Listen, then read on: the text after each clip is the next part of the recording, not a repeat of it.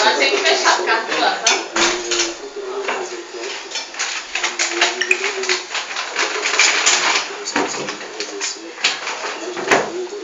Tem que ficar assim como todo mundo fechado. todo mundo desmaiado. Fecha a mão. Fechei. Tem que fechar a mão. Tá fechado. Ah, ele que gritou. Essa minha percepção de que você não pode. Ah, eu tô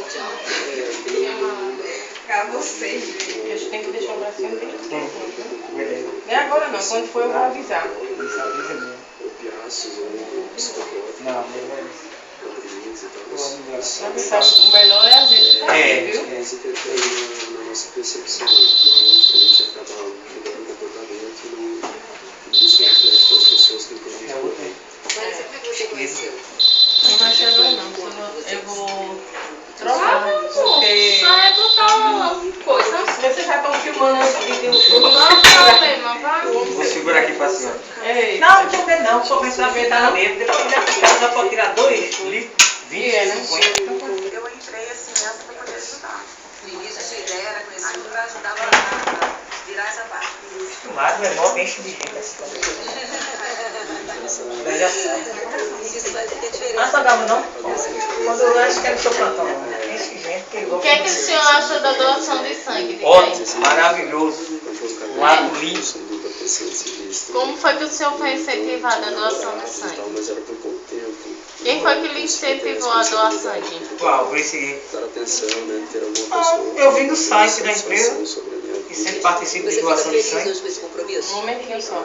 Me confirme o nome completo, Jefferson Antônio o nome do seu pai, o nome do seu José nome, Amadeu Antônio Santos, que mandei só a data de nascimento. 6 de 2 de 1974. Sim, continue só entrevistando.